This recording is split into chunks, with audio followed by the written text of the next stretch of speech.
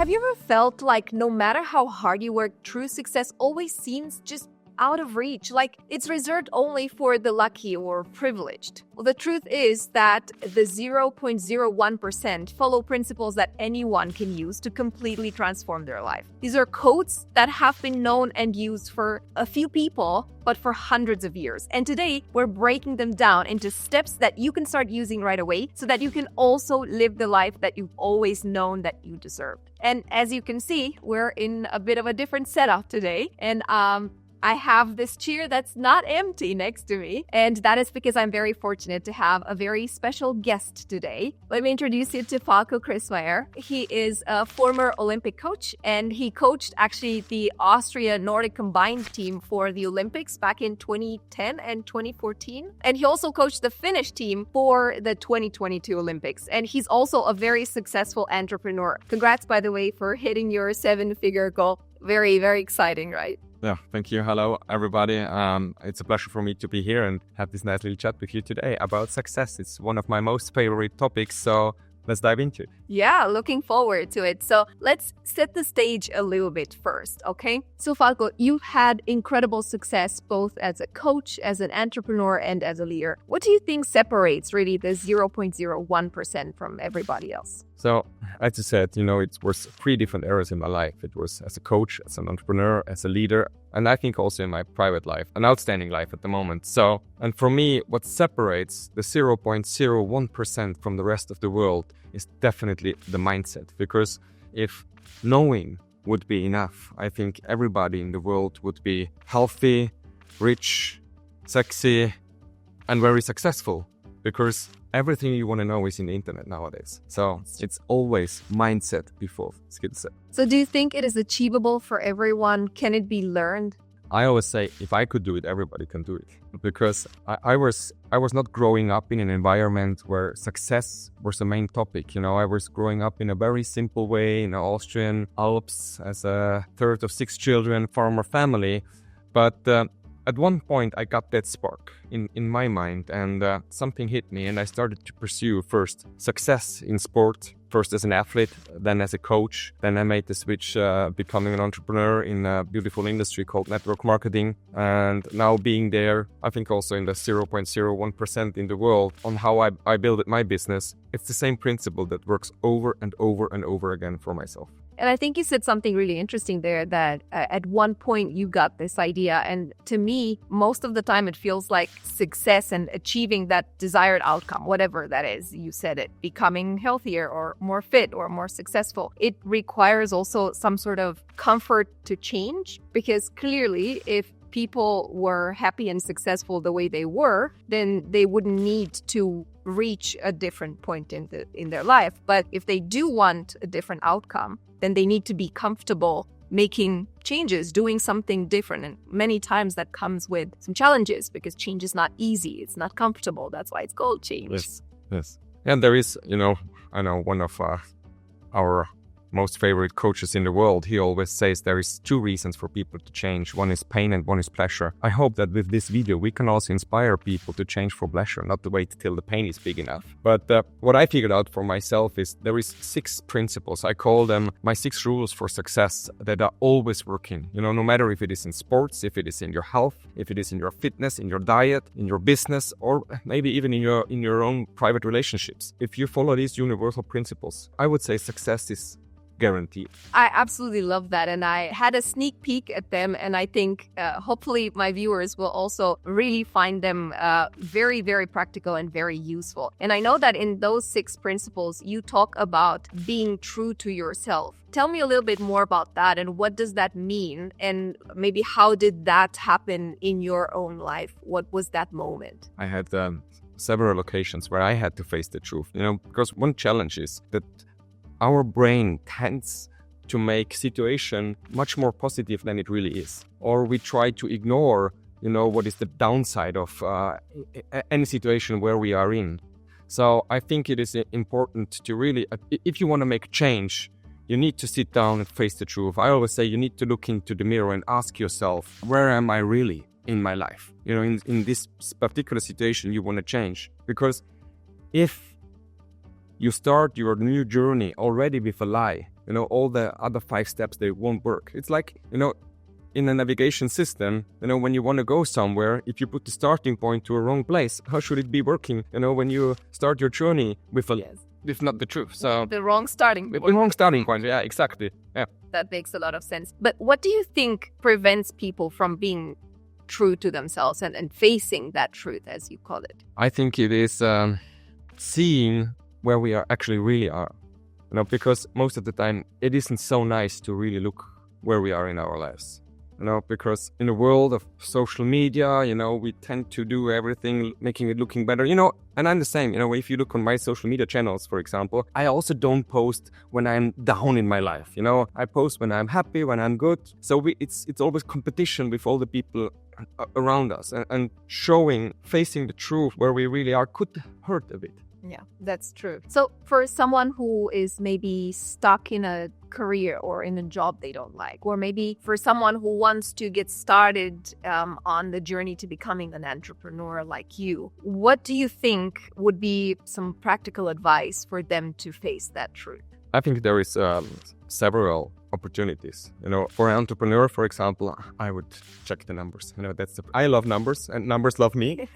True. But I think numbers don't lie. I learned that in sports because, you can always say, I was so good and I did that and that performance. But if you look down and on your performance sheet and you see the numbers, how high you can jump on a platform, for example, or how was your performance in the running when we are talking about Nordic combined sport, numbers will always tell you the truth. So I think that is one criteria. Another one is having people around you that will tell you the truth. Having a circle of trust, of people that are not afraid to tell you the truth. I just had a conversation when I was driving here, with one of my business partners, and she told me something where I'm not good maybe at the moment, where I was building a little bit too much distance to the team, and she just told it to me. And this is a part, which helps you to get better. Because if nobody tells you the truth, you maybe also don't recognize it. So it's the numbers, it's having a circle of trust where you can work on eye height and really have an agreement to lift everybody up. Yeah, that makes sense. And maybe the third component that I would add to that is being open to receiving that feedback as well, or open to seeing it yourself. I remember for me, you mentioned something that was so funny because you said looking in the mirror. And for me, it was one morning looking in the mirror that I had that sort of conversation and facing the truth with myself. That was many, many years ago. I was still working in consulting. And although on the exterior, my life was exactly like everyone would imagine a great life would look like, great career, great job. Everything was supposedly working well, but in reality, it was not me. And I could not see that until that moment of looking in the mirror and being true to myself and realizing I wasn't happy. But I had to be prepared to see it, to be open to seeing it, because until that moment, I was just running on autopilot. I was just keeping up with the appearances of the life that nobody else was telling me is not really for me. I know exactly what you're talking about. I think every person on the journey to success is facing that moment. Yeah. Yeah, and also remembering it very clearly the first time when you face the truth. Yeah. Exactly. Now, this was a great first step in terms of really facing the truth. But I know the second part of that is something just as, or maybe even more important, right? It's about the clarity of the direction. Yeah. And both of us have heard Tony Robbins talk about clarity being power, and we know that airplanes cannot reach the destination if they don't know where they're going, right? So tell me a little bit more about what would you advise someone, and maybe how you used to advise the people you were coaching in sports to be able to reach those desired goals. Yeah, I think that first of all, you really need to get that clarity. Define your goal in every little detail. When from sports, we were used to every season, in the beginning of the season, we did the first 2 steps. The first one was reflecting to the last season, what went well, what can we do better in the next season. Looking at the numbers and then making a new plan, but then also defining the new goals for the next season, or maybe for the next Olympic cycle for the next 4 years. And I'm doing the same now in the business. Every year, reflecting what went well the last year, what could be better, setting new goals, and then being very, very specific, because it is the magic that is happening, the more clarity you have on your goals, the more opportunities you will find on the way. Because if you don't know where you want to go, you don't see what is benefiting your journey. So I think this is very important. And the other part is also, the more clarity you have, the more precise you're walking towards that goal. I often compare it with a motorboat. If you are on a lake and you have that motorboat and you don't steer it to your particular destination, it can go full throttle, but it will only go in circles, burn a lot of energy, make a lot of noise. Eventually you will burn out the engine, but you will not get to any meaningful destination. Yeah, that's true. Recently I was listening to a book, and the author was talking about a lot of people nowadays keeping themselves efficiently busy, but not going anywhere. And everybody wants to do more and achieve more, but they don't look at where that work is taking them and where they're heading. And one thing that I remember you and I talked about a while back was the fact that you always break down your goals from yearly goals to monthly, weekly, and daily goals. How would you recommend someone does that? And also, what would be, in your opinion, a good balance between being ambitious and aspirational in setting goals versus being realistic in setting goals? I can just give you an example. When I was a coach, everything I always did was fighting for the gold medal. When it was about medals, I always set the standard to the gold medal, because if you go for big goals, you take the small goals just on the go. So that was my philosophy. And it also created a standard, because, if the goal would be to bring an athlete to the top 10 in the World Cup, it's a totally different standard in working than helping this person to become the best in the world. So you need to act in every little detail on a different level. And it's the same in business. It's the same in life. If you want to have an outstanding relationship, if that is your goal and you have defined it in every single detail, what an outstanding relationship means for yourself, you're setting definitely a different standard than if you say, I just want to survive my marriage.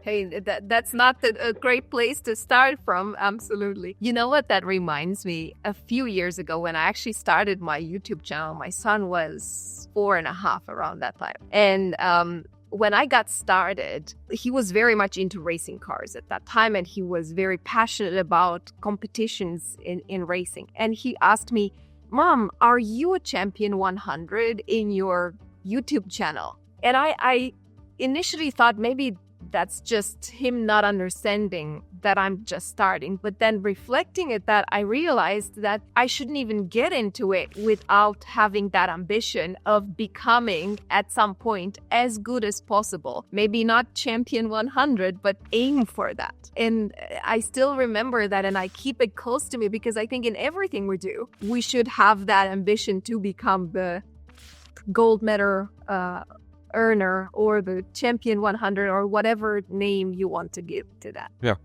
And then when you ask, how would I break down the goals? I think this is just an important step, because we need being the best in the world in something. The mountain is it's huge. Yes.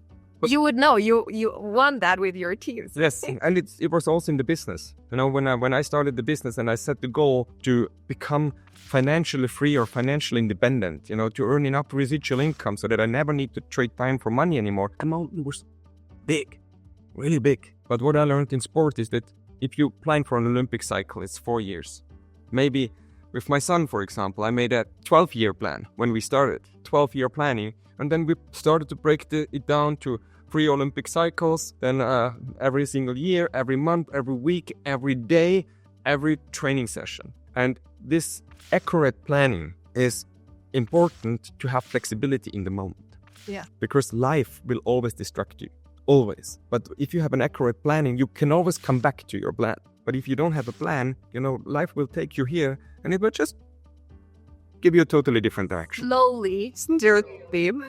Yes. Yes, I think that's a very important mention that you just made, because I feel a lot of people, when they look at big goals, they can feel overwhelmed and they can feel like they don't even know where to start in order to get there. So by breaking things down, it makes it more achievable, but also it gives them a little bit more flexibility that even if they miss one time or one mini milestone, they can always compensate that. But if they miss the big one, then there's not enough time probably to compensate it as easily as possible if they want to catch up. And I know you talk about, for your third step to success, you talk about closing this gap between where you are and where you want to be. Walk me a little bit through what that thinking process looks like, and how do you coach your team right now? How did you used to coach your athletes back in the day in order to close that gap? Closing the gap is, it's easy to say, you need to close the gap. But many people fail in closing the gap, and many people don't even try to close the gap. Actually, I heard that it's less than 1% of the people are trying to close the gap between where they are right now and where they really want to be in their life. And the challenge is they don't try because they are afraid to fail. And the ironic part is that they failed already by not trying even to do it.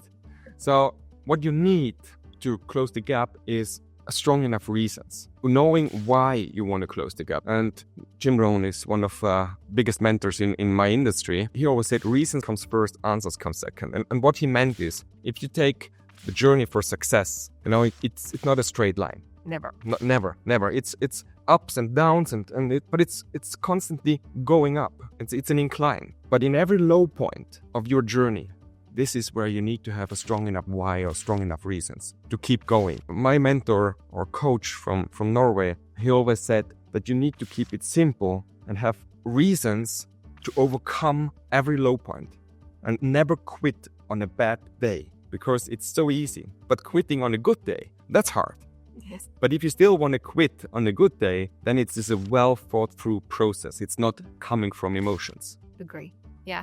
And, one thing that I find really sad sometimes is that on my channel, I talk about all these amazing opportunities, all these ways that people can use their talent to make more money, be better off. And sometimes, unfortunately, quite often, I see people commenting saying, oh, this doesn't work, or has anybody else tried it? Does it work? And I feel so sad inside, because I know that if they would put in the work and if they would give it the energy and they would try more than once, anyone can make anything work. But the fact that they ask those questions is, like you said, is like they've already failed. They haven't even tried. And because they're concerned about failing, they don't give themselves the opportunity to try. And I think it's a big miss in general. And even looking back at this channel that I've been building, I posted for a year and a half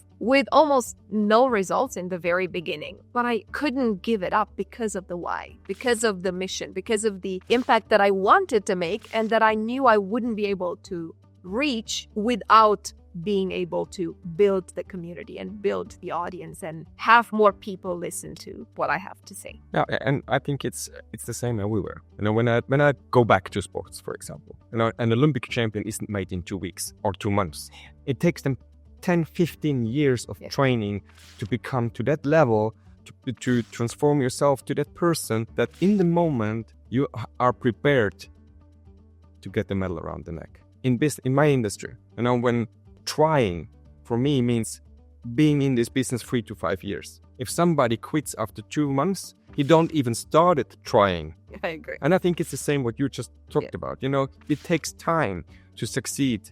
You always need to put it into perspective. In network marketing, as I said, at least 3 years. Then you tried. Yes. If you failed after 3 years, then maybe you really have no talent for that industry, or something else got more important. I think unfortunately, one reality of nowadays world is that people expect returns a lot faster than it happens. And many people paint the wrong picture of how success happens and how fast results show up. And people have wrong expectations that they just need to go put in 1 hour and expect money to start flowing in. And unfortunately, that's maybe, let's not say that never happens, but it happens so rarely that it cannot be an expectation for a majority of people. Yeah, I always call it the instant satisfaction society. Yes.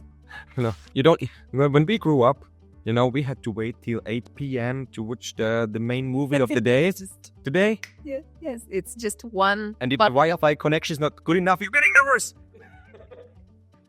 Yes, because we take everything for granted and we think things should just happen, but oftentimes they don't, especially when they have to do with building a business and reaching success or becoming financially free or independent and so forth. It does require putting things in motion, because if you don't put things in motion, they cannot progress, they cannot move forward, they just stagnate. And in the beginning, we started that there is most of the time 2 reasons for people to make change. So that's the why, that's the reason. One is pain and one is pleasure. And I hope for all of you that your reason to make a change is the pleasure, that you are going towards something, that you are not waiting till you need to move your ass to leave something in your life. So imagine that in front of you, you have your athletes that you were coaching. How would you advise them? How would you teach them or coach them to help them find their why? I like to go into a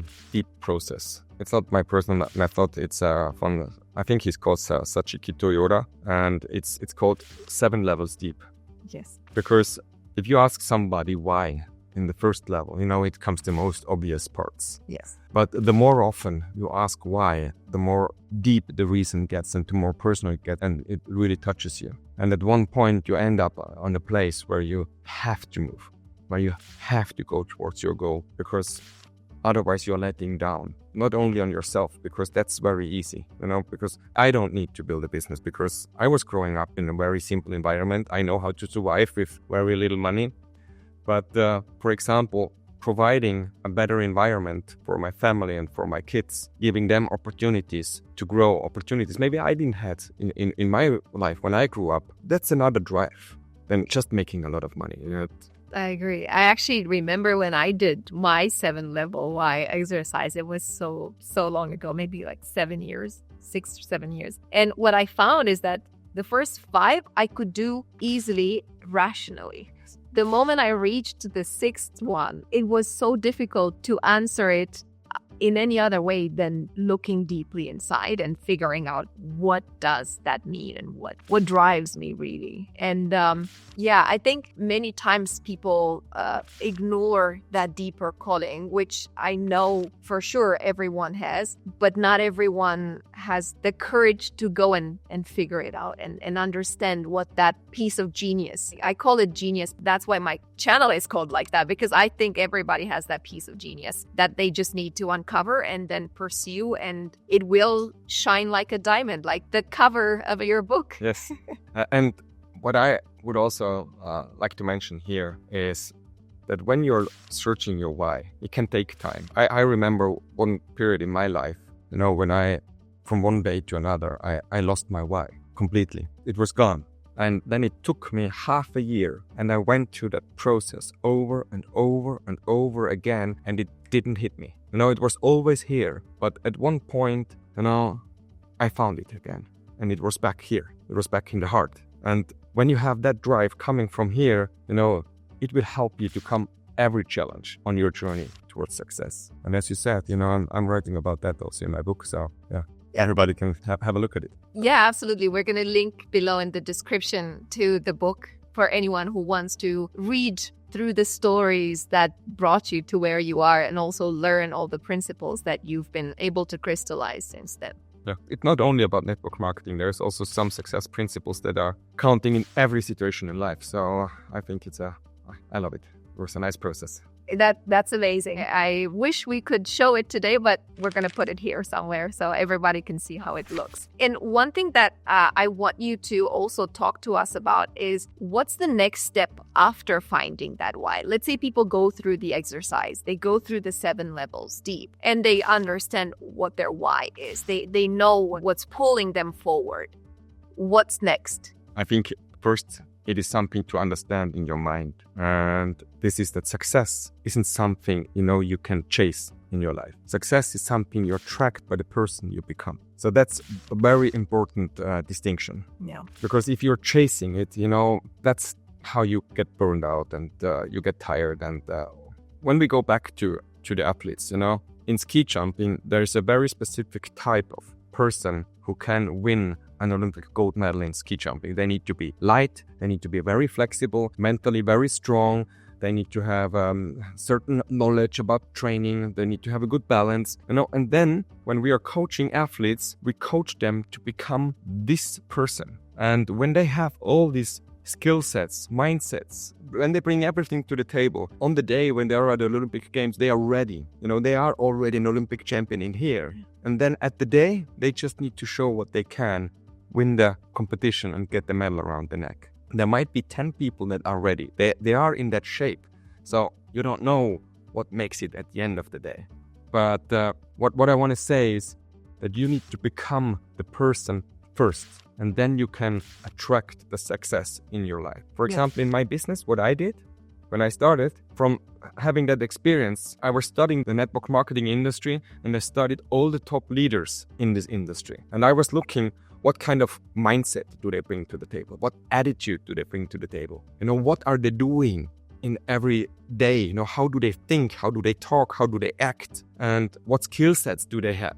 And then I started my transition to becoming that person by knowing this, that also trusting into the process that success will come. I love that. And I agree that it has to be about building that identity of who you think you should be in order to live the life that you want, and knowing so deeply that it gives you the certainty that you are that person already. Are there any traits or any specific skills or habits that you've seen people in your industry or in sports show when they're successful? What does that avatar look like? Let's talk about network marketing here. I can share 3 special traits I was observing. The first one was that every top leader in this industry, without any exception, they had a period in their life or in their career where they put in massive action, really massive action. And it was not just, after we have these conventions in network marketing, and there's always a lot of excitement and the people are motivated and inspired, and then they are inspired for 3 days and then they're going back to their normal state. But all the successful people, they put in massive action over weeks, months, years, really years, at least 3 years, as we talked before, because success takes time, to build the foundation. So that was the first thing. They put in massive action. The second trait I want to share with you is that every top leader in the network marketing industry, they have a commitment to constant and never-ending improvement. Every day, they are working on themselves to transition to the person they need to be to attract their goals into their life. And no matter if it is personal development, if it is developing their speaking skills, if it's developing their leadership skills, if it is developing how to deal with conflicts in their organization, but every day they are working on themselves, doing personal development, but also reflecting on their goals and on their action steps, on their next steps, what they need to do. So that was the second part. And the last trait I want to mention is that all the top leaders I have seen in this industry, they have an attitude of showing up. They're showing up to themselves every single day, to their commitments they made to themselves, showing up to their goals they made to themselves, to their family, showing up to every single training, and most importantly, what I think it's the biggest, if you want to find one shortcut in the network marketing industry, is that they are showing up on the big company events. When I'm on a big company event, now I have done this now for 10 years, I can see, in network marketing, there's this speciality that the top leaders always get the front row. They get the best. In every industry is the same. They're always in the front row. And for me, it's nice to see that those distributors who are showing up on every event, I can see them, how they are slowly moving forward. When you recognize the faces, and one point suddenly they're sitting in the front row. And that tells me again, showing up is so important in this industry. Yeah. I think in every industry, actually. I agree.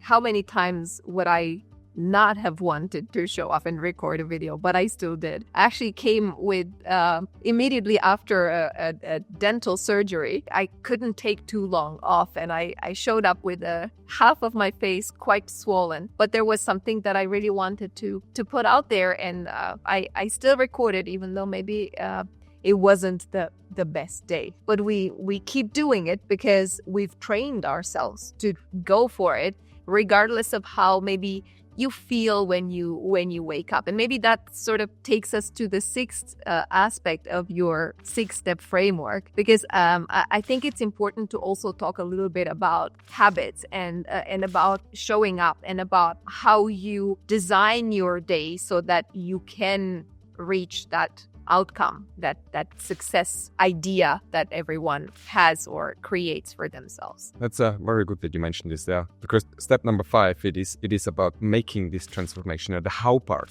How can you get to that person? And this is implementing routines. For a top athlete, it's very easy because all they do is train, eat, and sleep. They don't do anything else. When we have been on a training camp, they wake up in the morning, they go for a training session, they go for a lunch, they go for a nap, they go for training in the afternoon, then they go for dinner, they go for sleep. That's all they do. Yeah. And they're top athlete. But they need to perform on these spots on a very high level. In business, it took me a little bit longer because I realized it's a different game. Because in business, what I realized for myself, there's 2 periods of a day where you can actually make that change happen, where you can implement routines. Because what you do daily is who you become. And I tried many different things. But only in the morning, Brian Tracy calls it the golden hour. And right before you go to sleep, these are the 2 periods of a day where you can make this transformation happen. Because in business, you know it for sure, the same. During the day, there's so many things to do and distraction is waiting around every corner, right? Yes, that's true. Organizing your day very intentionally is probably something that everyone can benefit from, myself included, even though I think I've reached a point where my day is very intentionally structured. But to your point on daily routines, I agree. Mornings are by far the easiest time to implement routines, even though personally I don't believe in 3-hour long routines, 20 steps, or waking up at 3 a.m. to go through your 20 steps daily routine. I think that everyone should try all the 20 and then pick the things that are most impactful for them, but then stick to those every single day without exception. But at least for me, it doesn't really work in adopting a new habit if I just pick, I'm only going to do it on Mondays and Thursdays. For me, if I adopt a habit, it has to be every day. If I work out, I work out every day. If I go running, I run every day. If I don't know, whatever habit, if I want to show gratitude, I do it every day. There's no exceptions, because otherwise I get an opportunity to cheat. And then next day I feel like, if I cheated yesterday, then I can cheat again. And that doesn't really help in building the identity that we talked about earlier. The challenge, what I can observe many times, is when most people are not used to this kind of a daily rhythm. So when they start with it, they are way too ambitious. Like you said, they're setting up 2-hour routines and whatever they are going to do. It's like also when they go on a diet, it's just too ambitious. But it is what, like I said before, change your habits, change your life. And what I figured out is that it needs to be so simple that you really can do it every day. So my morning routine, for example, I can just share it with you. It is very, very simple, because I get up in the morning. The first thing I do is out of the bed into the plunge. And I like when it's winter time, when you crash the ice first and then you jump in. You might not stay there for 2 minutes then, but I like the challenge. And then I do a little meditation, going into gratitude, visualizing my goals, reflecting, also getting my emotions and mental state into the right place. And then I do a little yoga session, to take care about my physical well-being. And with this, I'm prepared. And altogether, it takes me maximum 45 minutes. So that's what I can implement. And what I also, maybe I'm a little bit different here than you, because what I figured out for myself is also I have the 80% rule. Because when I say I do it every day, it always means 80%. Yes. Because when I go to the airport, for example, 4 o'clock in the morning, I don't get up 45 minutes earlier just to keep my routine. Same. It's just happening then. Yeah. But what I saw is over the course of my career that if you do something 80% of your time, it's enough to make the change. You will make the change. Yeah. So I have this 80% rule for myself. I like that. I will take that on as well. For me, for example, and I know that James Clear talks about this in his book, that when you're trying to adopt a new habit, you should start with the smallest step for you to adopting the habit. If somebody wants to start reading, for example, they should just read half a page.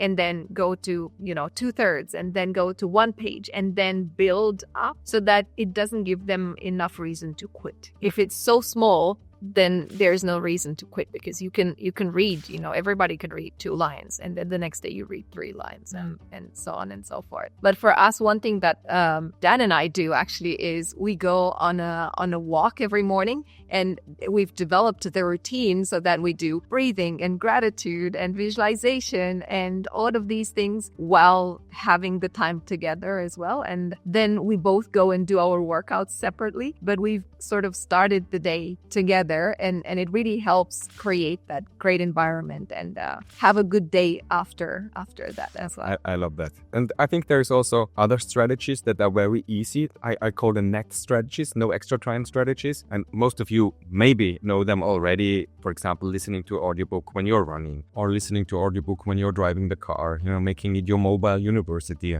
I also got that from Brian Tracy. So that's something I like to do. Really, I'm not listening to any radio, then some audiobooks that help me to get that person I need to be to attract the success I want to have in my life. And then the evening routine, that's more for me reflecting on the day. I like to ask 4 questions. Did I do good during the day? What did I like most during the day? What I'm thankful for, and what I'm looking forward to for tomorrow. So that's a little exercise before going to bed. And then reading. That's the personal development part again here. And also reflecting on what is coming up the next day. So making sure that everything is set, because this allows my brain also to relax during the night. So finish everything so that you're not awake the whole night because there is so many ideas spinning around. Yeah, I agree. I love the 4 questions. I will steal those with pride as well. One thing that I do in the evening is I always check my plan for the next day, and I always design my plan for the next day. So when I go to bed, I know exactly how my next day is going to roll out without having surprises and without having to worry during the day or during the evening about what's coming tomorrow. I know everything's set, and then I can relax and I will focus on the same questions moving forward. I also do reading in the evening as well. So talk to me about the last step. I think that's a very interesting one, and I did reflect quite a bit when I heard you speak about it. So maybe share with my viewers as well what the 6th step for success is in your opinion. When you have laid out these first 5 steps, when you have looked into the mirror, where you are, where you want to go, when you find enough reasons, to go on the journey, when you have figured out to whom you need to transform yourself, and you know how you can make that transformation happen, that's a very powerful plan. I would say that's the mastermind roadmap to your personal success. And I would also like you, before you go to the last step, sit down and roll out that plan for yourself as detailed as possible. And if you have done that, then you can go to step number 6. And it's very simple but very profound. It's a very easy question.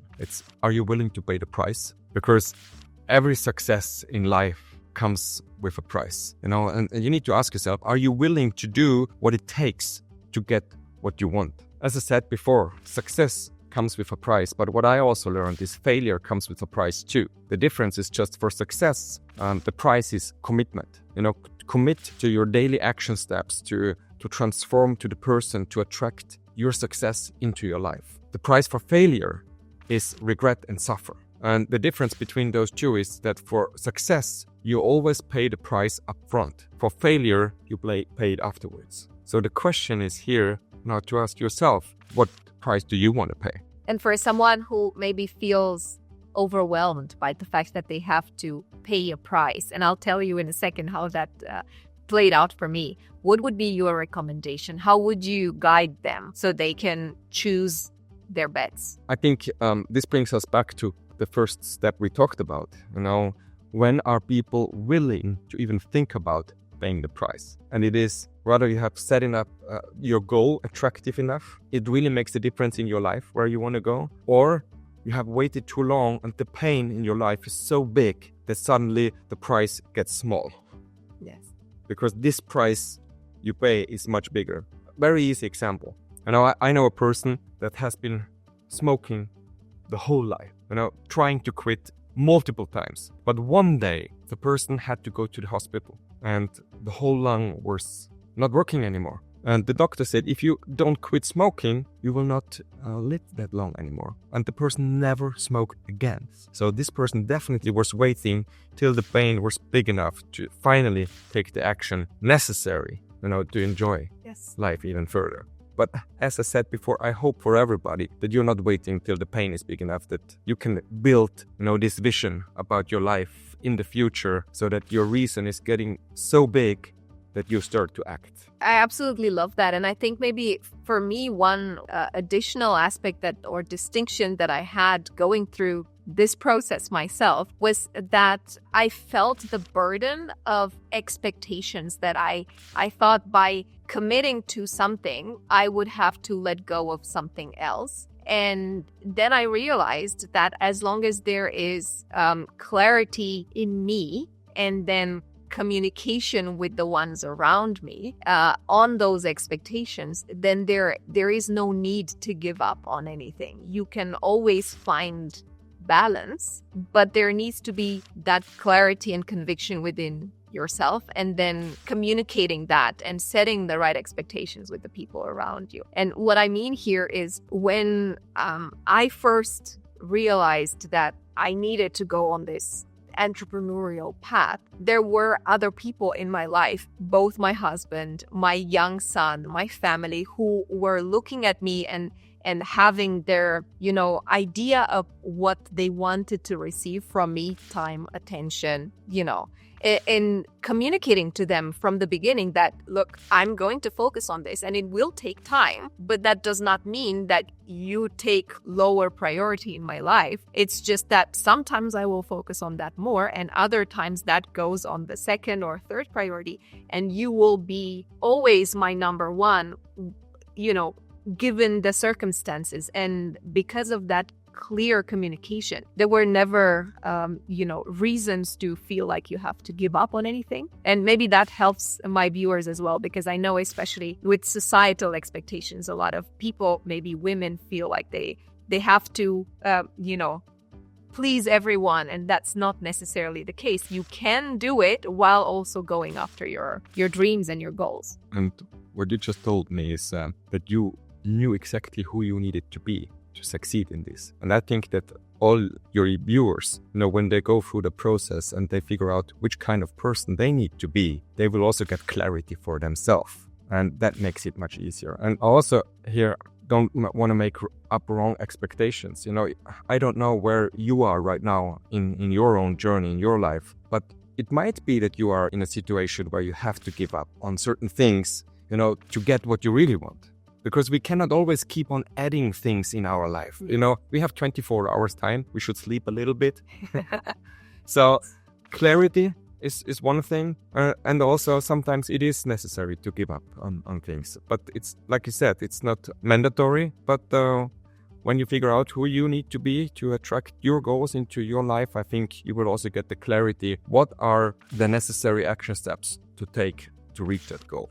And maybe with this, I want to share with you, I think, simple strategy for success I always had in my whole career. We love simple strategies. Yes, and it was also one question. I teach them this question to all my athletes, to all the distributors in my organization, because if you know where you want to go and you have done this whole process, you can always ask yourself, is what I'm going to do next getting me any closer to my goal, yes or no? And if the answer is yes, please do it. But if it's no, why the heck should you do it? Just to please anybody? Anybody who will not show up at your funeral? Yes, that's very sad, but very true. Yeah. That's a very good question. I love the practical aspect of all your recommendations, and I do hope that our viewers will find it very useful, very helpful, and that they will apply what you talked about today, because I truly believe that these are the 6 steps that anyone can use to reach their desired outcome, whatever that is and whatever success means to them. Yeah. I love it. So where can people find you if they want to follow you or learn more from you? I think the best way is to go on my website. It's network marketing mastery.com, and there you will also find all the links to all my social media profiles, or you just look it up directly, Falko Krismayr, in all the different profiles, and most importantly also on my YouTube channels, because there you can look beautiful YouTube videos and get all the insights on how to build a successful business. Love it. Thank you so much for being here with us today. It was great talking to you, and a lot of aha moments for myself and hopefully for my viewers as well. Same to me. Thank you.